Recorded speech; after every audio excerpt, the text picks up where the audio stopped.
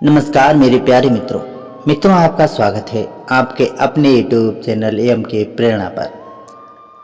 मित्रों, ये तीन स्त्रियां चाहे कितना ही कठोर बनने का नाटक करें, पुरुष का प्यार बहुत जल्दी स्वीकार कर लेती हैं। दोस्तों, प्राचीन काल की बात है। रतनगढ़ में एक राजा हुआ था। उस राजा के 7 बेटे थे। 7 बेटों में 6 बेटों का विवाह हो चुका था। सबसे छोटा वाला राजकुमार, जिसका नाम कुंवरसेन था, वह अभी कुंवारा था। एक दिन कुंवरसेन महल में बैठे हुए थे। उसे बहुत जोर की प्यास लग रही थी। वहां उस समय कोई नौकर चाकर उसके पास मौजूद नहीं था। पानी किससे मांगता? सामने से राजकुमार की भाभी आ रही थी। तो राजकुमार ने अपनी भाभी से कहा, भाभी जी, मुझे बहुत तेज प्यास लग रही है, कृपया करके मुझे एक गिलास पानी दे दो। राजकुमार के ऐसे वचन सुनकर उसकी भाभी को बहुत गुस्सा आता है। उसने सोचा, महल में इतने नौकर चाकर हैं, इन सबके होते हुए भी राजकुमार ने मुझसे पानी मांगा है। भाभी मन ही मन बहुत खिंच जाती है। उसने अपने देवर से ताना मारते हुए कहा, देवर जी, मैं तुम्हारी भाभी हूं, तुम्हारी बीवी नहीं। जो मुझे आदेश दे रहे हो, यदि इतना ही शौक है सुंदर स्त्रियों के हाथ का पानी पीने का, तो जाओ।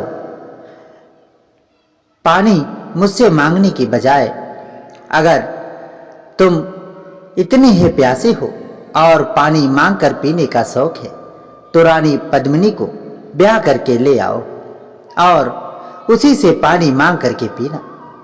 राजकुमार ने जब ये सुना तो उसे बड़ा दुख महसूस हुआ कि देखो, मैंने भाभी से पानी मांगा और भाभी ने मुझे इतना बड़ा ताना मार दिया। उसने कहा, ठीक है भाभी, आप पानी मत दो।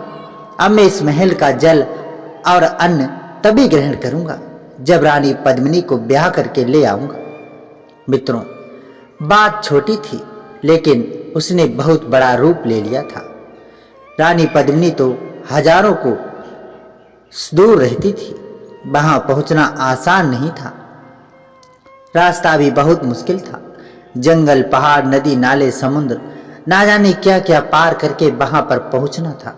फिर भी रानी पद्मिनी का कोई पता नहीं था कि वह कहाँ रहती है। केवल उसका नाम सुन रखा था। हर जगह लोग रानी पद्मिनी के नाम के किस्से कहा करते थे। रानी पद्मिनी का नाम बहुत ही प्रसिद्ध था। भाभी का ताना कुंवरसेन को बहुत बुरा लगा।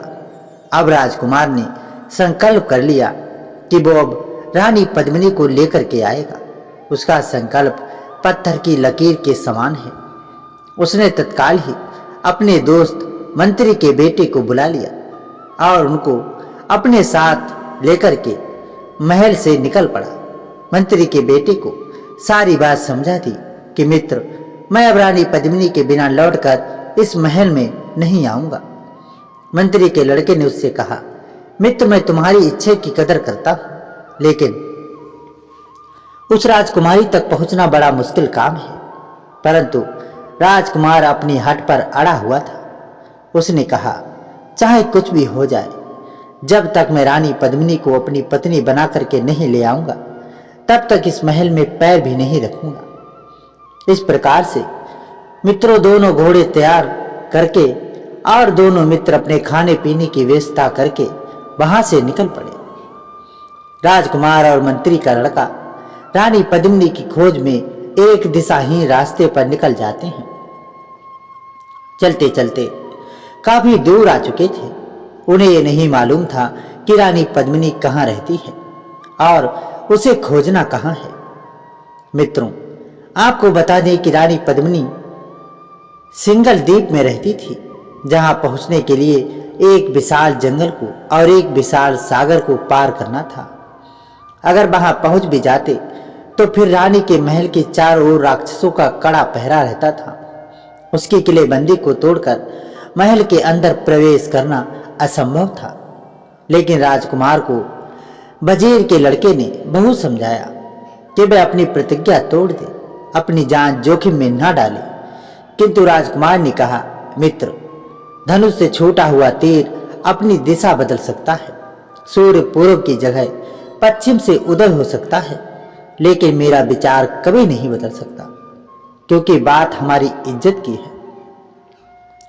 राजकुमार की बात सुनकर मंत्री का लड़का चुप हो जाता है और दोनों अपने अपने घोड़ों पर सवार होकर आगे को बढ़ जाते हैं।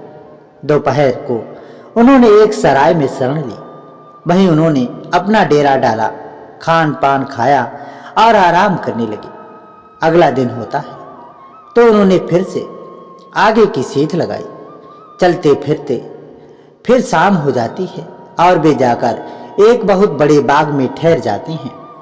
वहां आसपास कोई नजर नहीं आ रहा था तो राजकुमार ने कहा, दोस्त, आज रात हम इसी बाग में गुजारेंगे। बाग का फाटक उस समय खुला हुआ था। वहां कोई चौकीदार, कोई पहरेदार भी नहीं था। मंत्री के बेटे ने कहा, मित्र, मुझे तो यहाँ रुकना ठीक नहीं मालूम पड़ता है। मुझे किसी अनहोनी की आशंका लगती है। चलो कहीं और ठहरते हैं। मंत्री के बेटे की बात सुनकर राजकुमार हंस पड़ा और बोला, बड़े डरपोक हो मित्र, तुम यहाँ किस बात का खतरा लग रहा है? मंत्री के बेटे के बार बार राजकुमार को आगाह कर रहा था, लेकिन राजकुमार ने उसकी एक ना सुनी और घोड़े को फटकार के अंदर ले जाकर एक वृक्ष से बांध दिया। बेचारा वजीर का लड़का भी उसके पीछे पीछे बाग में घुस जाता है। जैसे ही वे बाग के अंदर पहुंचते हैं तो होता क्या है, बाग के फाटक पर अपने आप बंद हो जाते हैं। ये देखकर दोनों घबरा जाते हैं। सोचने लगे कि ये क्या हो गया। वजीर के लड़के ने राजकुमार से कहा, मैंने आपसे कहा था कि यहाँ रुकना ठीक नहीं है, लेकिन आप नहीं माने। अब देख लिया आपने, पता नहीं अब हमारे साथ क्या होगा। राजकुमार ने कहा, कोई बात नहीं, जो होगा सो देखा जाएगा।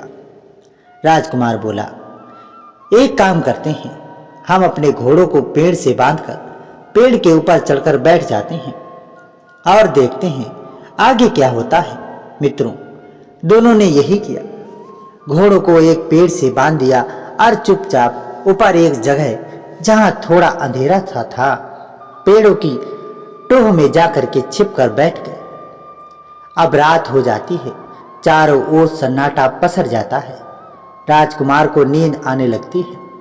तभी उन्होंने देखा कि हवा में उड़ता हुआ कोई चला आ रहा है। दोनों कांप उठे। हवा का वेग बहुत तेज था। जैसे ही वह आकृति नीचे उतरी, उसकी शक्ल देखते ही दोनों को लगा कि पेड़ के नीचे गिर पड़ेंगे। मित्रों, वह कोई और नहीं, परियों का समूह था।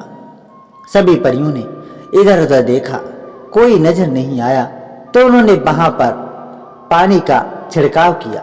वह पानी नहीं, गुलाब जल था, जिसकी खुशबू पूरे बाग में फैल गई। ये देखकर उन दोनों की नींद उड़ जाती है। दोनों और भी ज्यादा गौर से देखने लगे कि देखो ये परियां आगे क्या करेंगी। उधर परियों ने क्या किया, उनके हाथों में कुछ कीमती कालीन थी। परियों ने उन कालीन को वहां पर बिछाया। देखते ही देखते सारा मैदान रोशनी से जगमगा उठा। अब तो वे दोनों और भी ज्यादा भयभीत होने लगे। घबराकर वे पेड़ से नीचे गिरने ही वाली थी, लेकिन किसी भी तरह उन्होंने अपने आप को संभाला और कहने लगे कि चलो देखते हैं आगे क्या होता है। कुछ देर और इंतजार करने के बाद उन्होंने देखा कि आसमान से एक रतन जड़ित उड़न खटोला आया है और उड़न खटोला उसी कालीन के ऊपर जाकर के उतर जाता है। सारी परियां एक लाइन में खड़ी हो जाती हैं। राजकुमार ने अपनी आंखें खोली, सोचने लगा कहीं वो कोई सपना तो नहीं देख रहा है। मंत्री का बेटा बार बार अपनी ओर देखकर सोच रहा था कि मैंने इस राजकुमार की बात व्यर्थ मानी। तभी आसमान में गड़गड़ाहट होती है। उन्होंने ऊपर देखा तो एक उड़न खटोला और आ रहा था। जब वह उड़न खटोला नीचे आया तो उसमें से एक बहुत ही सजी धजी परी निकल करके बाहर आई। वो परी उन परियों की रानी थी। सारी परियों ने मिलकर उसका अभिवादन किया। सब परियों ने मिलकर उसे सिंहासन पर बैठा दिया। फिर परी रानी ने ताली बजाई। एक परी के सामने हाथ जोड़ करके खड़ी हो गई। परी रानी ने आदेश दिया, जाओ उन्हें पकड़ करके लाओ।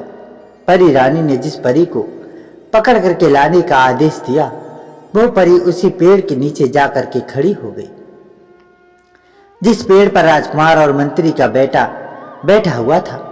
परी को अपने ही नीचे खड़ा देखकर दोनों की जान हलक में अटक जाती है। उसी समय उस परी ने उन्हें कहा कि आप लोग नीचे उतर आइए, हमारी रानी तुम्हें बुला रही है। अब उनके पास कोई चारा नहीं था। राजकुमार नीचे उतरा और परी के साथ दोनों राजकुमारी के पास पहुंचे। परी रानी ने सरक कर सिंहासन पर उसे जगह दे दी और कहा, आओ बैठ जाओ। राजकुमार ने उसकी बात सुन तो ली, पर बैठने की हिम्मत न हुई। परी राजकुमारी ने पूछा, तुम कौन हो? राजकुमार ने धीरे से कहा, रतनगढ़ के राजा का बेटा हूं। ये सुनकर परी रानी ने मुस्कुराते हुए कहा, देखो यहाँ से कोसों दूर हमारा राज्य है और मैं वहां की राजकुमारी हूं। मैं बहुत दिनों से इंतजार कर रही थी कि कोई राजकुमार आए और आज तुम आ ही गए। इतना कह करके परियों की राजकुमारी उसकी ओर एकटक देखने लगी। राजकुमार को लगा कि वह बेहोश होकर गिर पड़ेगा, पर उसने तभी अपने आप को संभाला और राजकुमारी की मुस्कुराहट को उसकी ओर बड़े प्यार से देख रही थी और बड़े ही प्यार से बोली, तुम्हें मुझसे विवाह करना होगा। मित्रों, ये सुनते ही राजकुमार पर तो मानो बिजली से गिर गई। उसने कहा, ये नहीं हो सकता। परियों की रानी ने पूछा, क्यों नहीं हो सकता? राजकुमार ने कहा कि इसलिए कि मैं रानी पद्मिनी की तलाश में निकला हूं और मैंने प्रतिज्ञा की है कि जब तक वह नहीं मिल जाएगी मैं अपने महल का अन्न जल ग्रहण नहीं करूंगा। परी रानी ने बड़े प्यार से कहा, अच्छा तो ये बात है। मैं नहीं चाहूंगी कि तुम अपनी प्रतिज्ञा तोड़ो। प्रतिज्ञा बड़ी पवित्र होती है, उसे नहीं तोड़ना चाहिए। तुम अपनी प्रतिज्ञा पूरी करो, मैं इस काम में तुम्हारी मदद करूंगी। मेरी एक शर्त है। राजकुमार ने कहा, तुम्हारी शर्त क्या है परी? परी ने कहा, मेरी एक शर्त है राजकुमार, पद्मिनी को लेकर के जब तुम आओगे तब तुम्हें मेरे साथ शादी करके मुझे अपने साथ ले जाना होगा। राजकुमार ने उसकी शर्त मान ली। राजकुमारी परी थोड़ी देर चुप रही, फिर बोली कि तुम सिंगल द्वीप पहुंचो। वहां पहुंचोगे कैसे? राजकुमार बोला, क्यों, वहां पहुंचने में क्या दिक्कत है? परी रानी हंसने लगी और हंसते हंसते बोली, तुम बड़े भोले हो राजकुमार। अरे वहां पहुंचना हंसी का खेल नहीं। रास्ते में एक जादू की नगरी पड़ती है। सिंगल द्वीप का रास्ता वहीं से होकर के जाता है और कोई भी तुम्हें अपने जादू में फंसा लेगा। राजकुमार हैरान होकर के बोला, तब क्या करेंगे? तब परी बोली, तुम उसकी चिंता मत करो। ये लो, तुम्हें मैं एक जादुई अंगूठी देती हूं। तुम जब तक इसे अपनी उंगली में पहने रहोगे तब तक तुम पर किसी का जादू असर नहीं करेगा। इतना कह करके परी रानी ने एक अंगूठी उसकी ओर बढ़ा दी। राजकुमार बोला, रानी परी, मैं तुम्हारा यह एहसान कभी नहीं भूलूंगा। राजकुमार ने परी रानी से कहा, इसमें एहसान की क्या बात है? इंसान ही इंसान की मदद करता है। जाओ, तुम्हारी यात्रा सफल हो और तुम्हारी प्रतिज्ञा पूरी हो। परी ने उसे बड़े प्यार से कहा। राजकुमार उसको धन्यवाद देता हुआ आगे को चल देता है। उधर सवेरा होने से पहले परी रानी समस्त परियों को अपने उड़न खटोले में बैठाकर वहां से चली जाती है। उधर वे दोनों मित्र जैसे ही फाटक पर आए वैसे ही फाटक खुल जाते हैं और दोनों राजकुमार बाहर निकल जाते हैं। मित्रों, ये तो उनका पहला पड़ाव था, अभी तो ना जाने कितने पड़ाव आएंगे। मंत्री का लड़का गंभीर होकर बोला, यहां से तो हम खुशी खुशी निकल गए, पर आगे हमें होशियार रहना होगा। वे लोग जादुई बाग से कुछ ही दूर निकल पाए होंगे कि आसमान से काले बादल गहराने लगी। खूब जोर की बारिश होने लगती है। वे दोनों रात भर के जागे हुए थे। राजकुमार लेट जाता है और गहरी नींद में सो जाता है, लेकिन मंत्री के लड़के को नींद नहीं आ रही थी। तो वह उठकर वहां बारिश हो रही थी वहां आकर के बैठ जाता है। तभी उसने देखा कि एक नाग आग बबूला होते हुए हुंकार मारते हुए राजकुमार की ओर बढ़ता है। राजकुमार तो बेखबर गहरी नींद में सो रहा था। मंत्री के लड़के ने म्यान से तलवार निकालकर उस नाग पर वार कर दिया और उसके टुकड़े टुकड़े कर दिए। फिर तलवार से उस कोने में उसे पटक दिया। बाहर अब भी पानी बरस रहा था। मंत्री का बेटा सोच रहा था कि यदि आज मैं नहीं देखता तो नाग ने राजकुमार को डस ही लिया होता। राजकुमार की प्रतिज्ञा अच्छी गले पड़ी है। भगवान जाने कैसे घर से लौट पाएंगे। मन ही मन मंत्री का लड़का सोच रहा था और भगवान से प्रार्थना कर रहा था कि हे भगवान, राजकुमार का मन बदल जाए, वो अपनी प्रतिज्ञा भूल जाए तो सारी मुसीबतों से छुटकारा मिल जाएगा। इसी तरह की बातें उसके दिमाग में आ रही थी। अब बारिश रुक चुकी थी। उसने राजकुमार को जगाया। राजकुमार उठकर बैठ गया और बोला, अरे मित्र, आज तो थकान के कारण मैं बहुत गहरी नींद में सो गया था। तब तक उसकी नजर कटे हुए सांप के टुकड़ों पर पहुंच जाती है और जैसे ही उसने कटे हुए सांप को निहारा तो एकदम से हड़बड़ा कर कहने लगा कि ये नाग कहां से आ गया। तब वजीर के लड़के ने कहा, मित्र, चिंतित होने की कोई बात नहीं है। वजीर के लड़के ने सारा हाल बता दिया कि तुम तो गहरी नींद में सो गए थे और नहीं तो आज हम दोनों का ये नाग डस जाता और हमारा सफर यही खत्म हो जाता।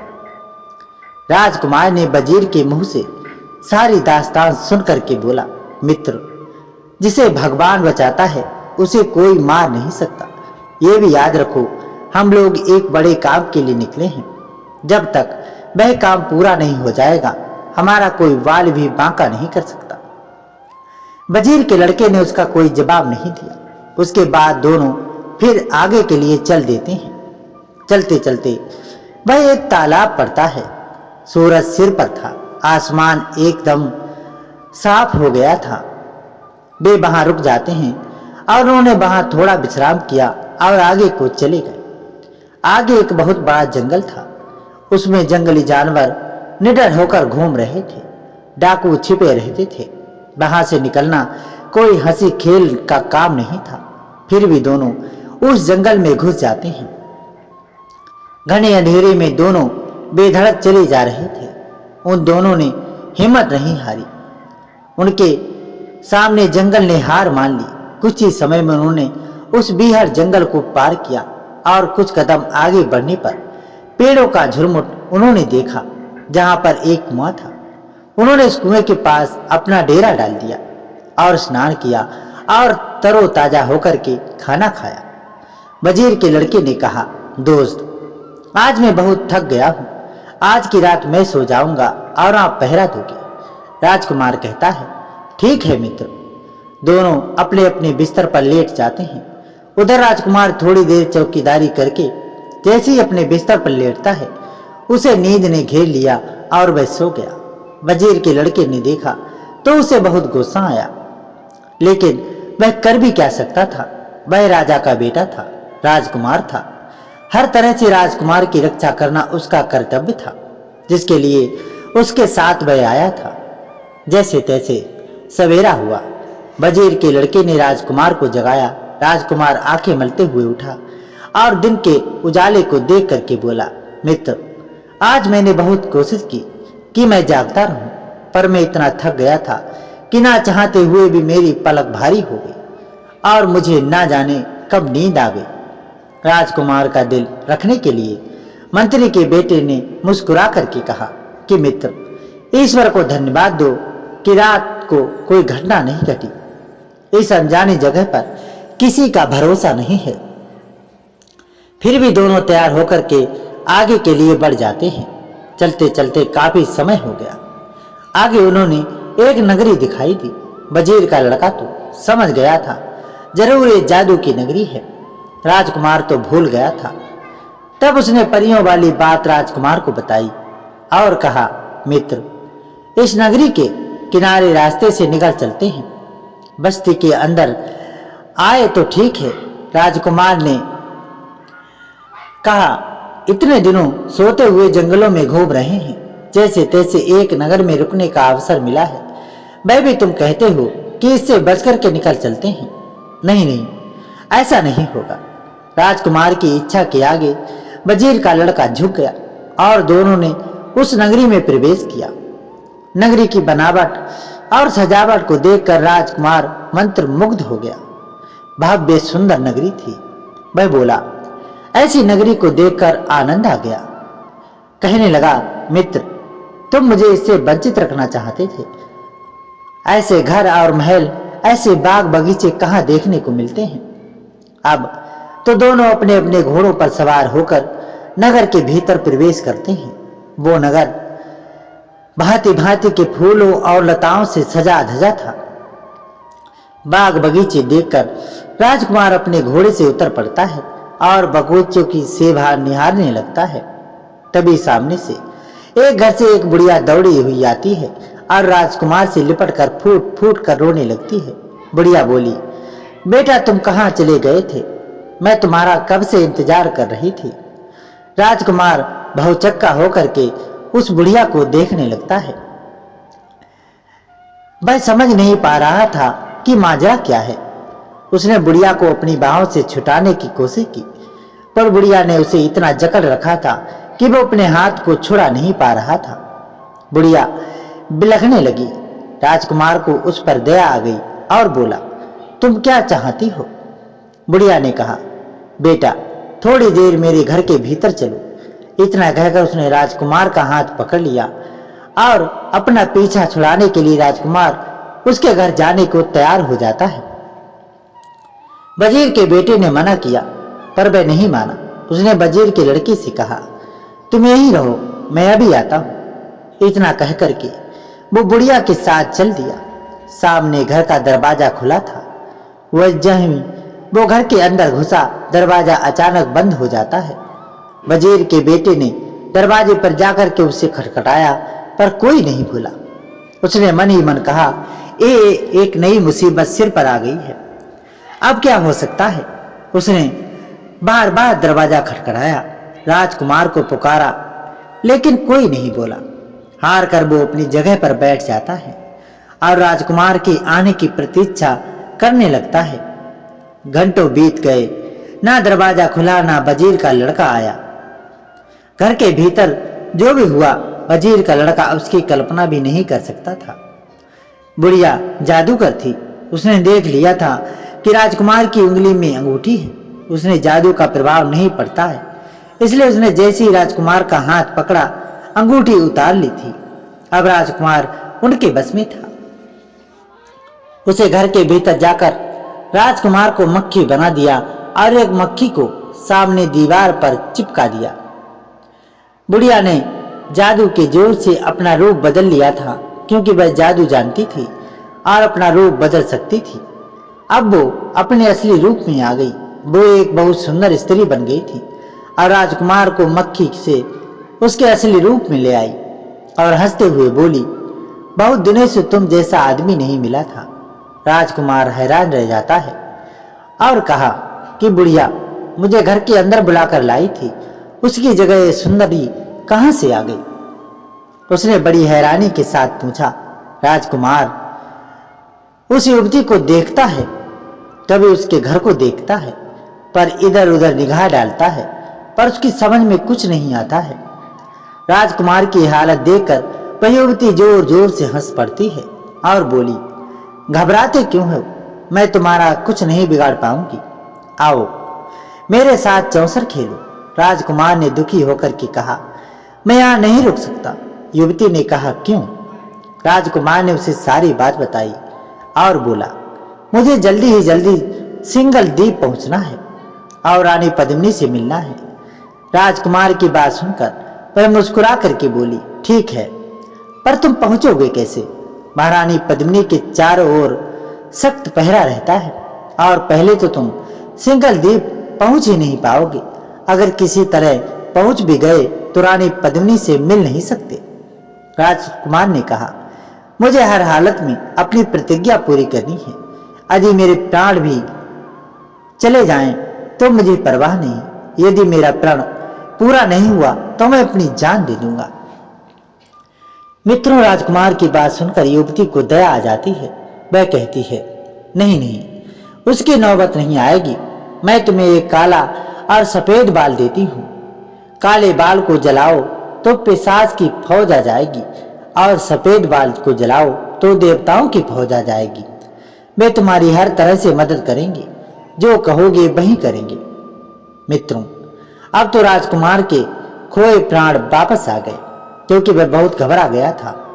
उसने उस स्त्री का बहुत धन्यवाद किया तो वह बोली, मेरी एक शर्त माननी होगी। राजकुमार ने पूछा, बताओ क्या शर्त है तुम्हारी? युवती ने अब गंभीर होकर के कहा, जब तुम रानी पद्मिनी को लेकर के लौटोगे तो मुझे भी यहाँ से साथ ले चलोगे।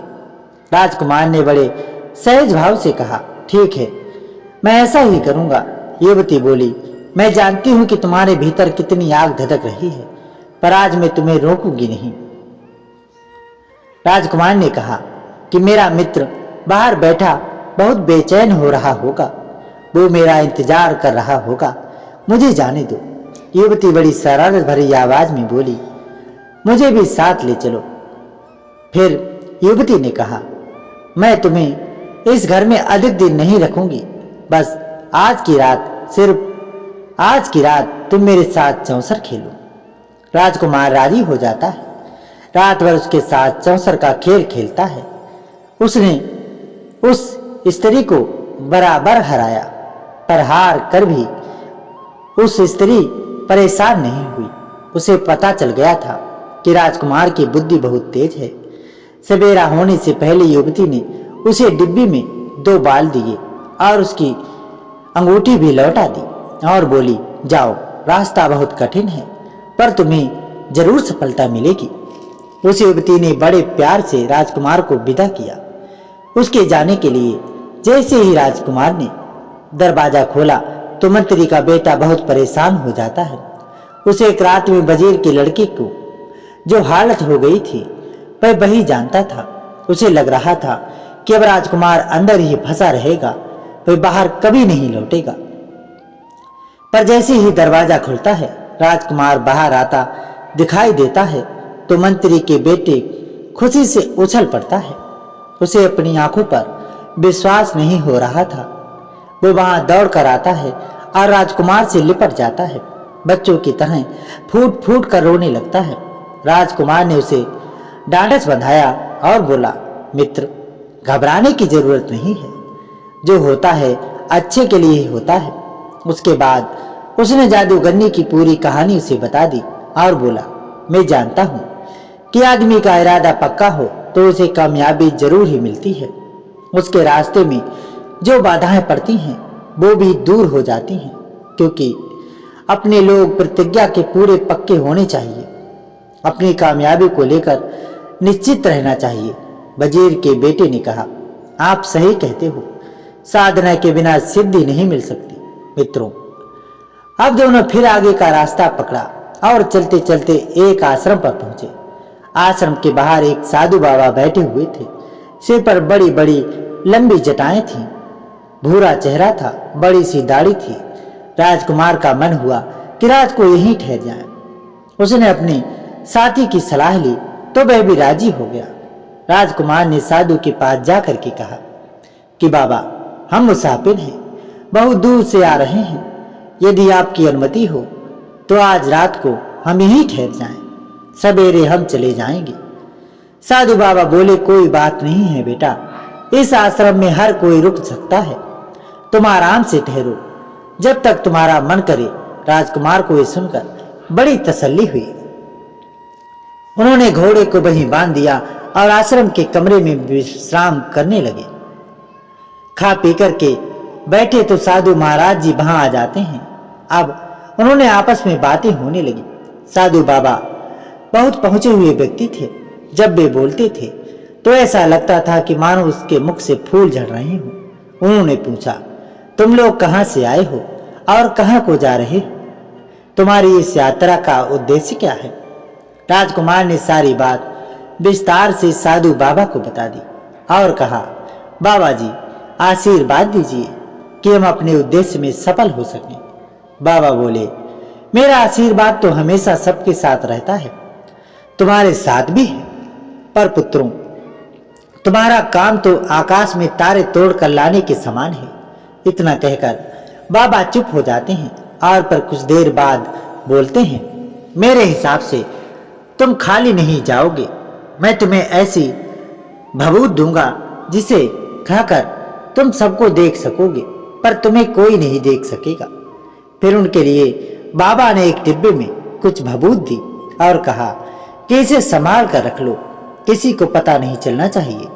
राजकुमार ने बाबा का आशीर्वाद मांगते हुए उस भभूत को ले लिया और धीरे धीरे पद्मिनी की नाकाबंदी को भेजने का रास्ता साफ होता जा रहा था। वजीर के लड़के ने बाबा की बात मान ली। समझाने पर राजकुमार भी समझ गया। वो लोग आश्रम में 4 दिन तक रहे। इसी बीच बाबा की छाया में रहकर उन्हें तरह तरह के अनुभव प्राप्त हुए। अंत में जोर देकर बाबा ने कहा कि अब अपने किए पर अभिमान मत करना, साथ ही अपने मार्ग पर दृढ़ता पूर्वक डटे रहना। बाबा ने उनको 4 दिन अपने आश्रम में रखा और इतने खुश हो गए कि अपनी सफलता में उन्होंने अब कोई संदेह नजर नहीं आ रहा था। लेकिन अभी उनकी मंजिल काफी दूर थी। वे बिना रुके चलते गए।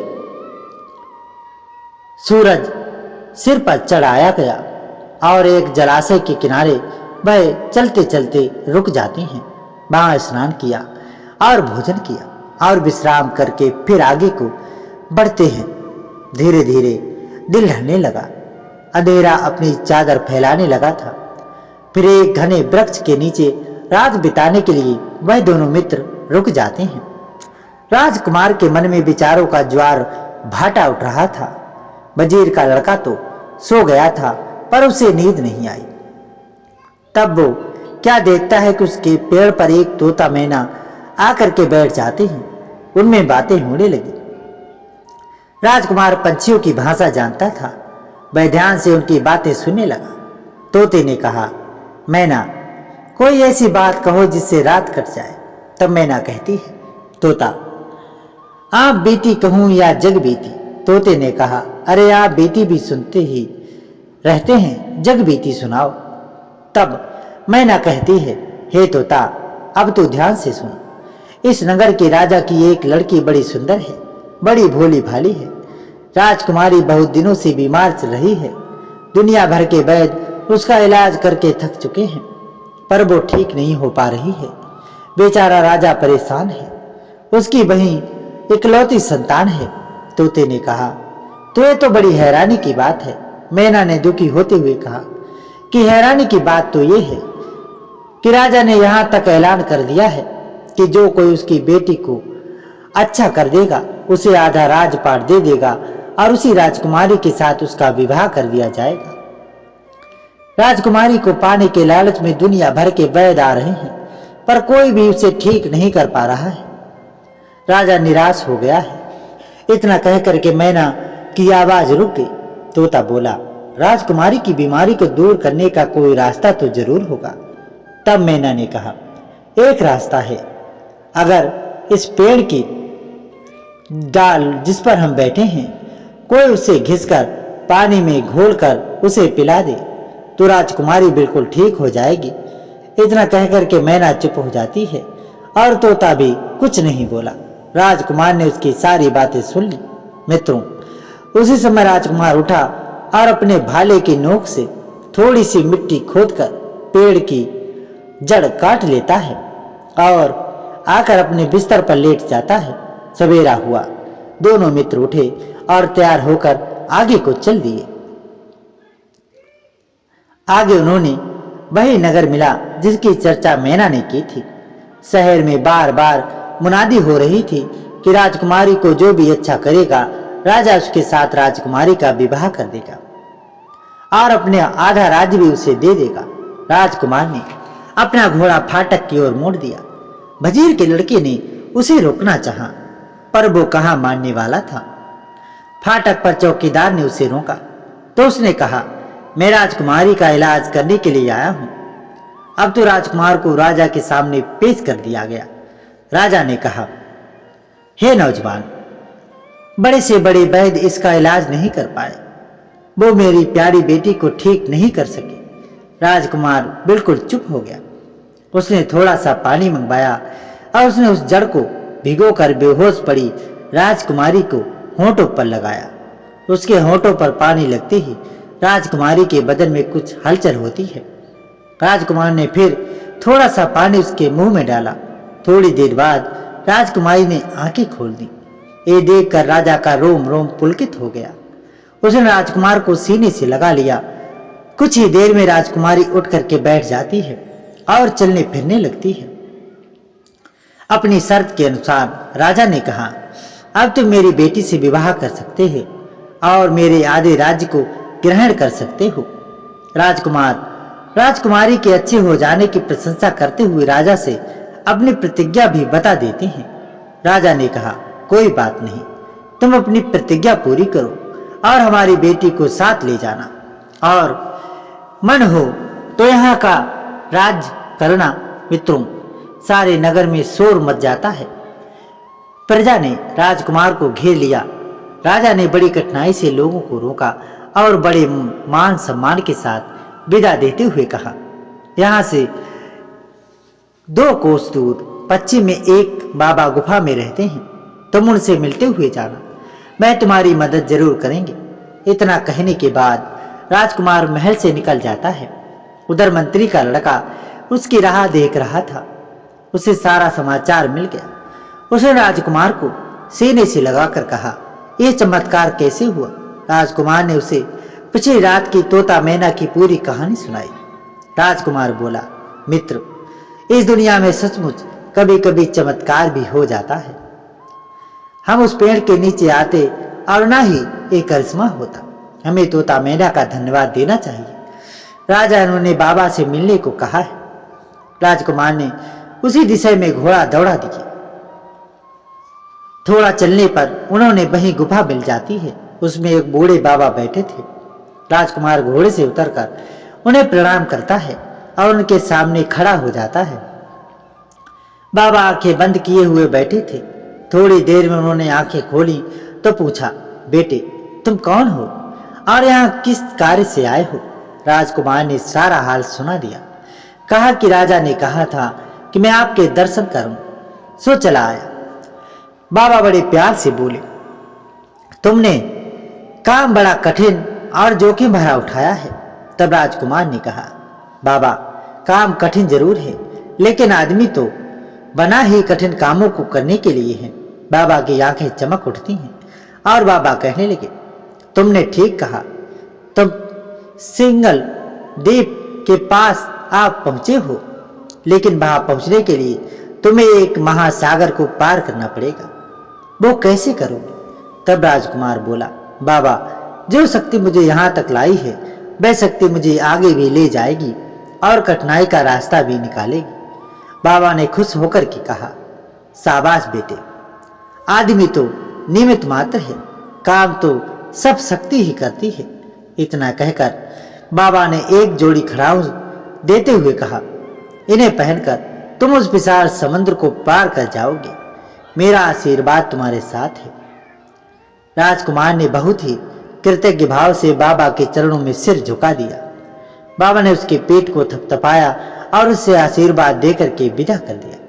घोड़े पर सवार होकर जब दोनों वहां से आगे को चले तो वहां की दी हुई उनकी खड़ाऊ की मदद से वे सागर पार करने की सोचता है, लेकिन उसका साथी क्या करेगा, ये सोचकर राजकुमार बहुत परेशान था।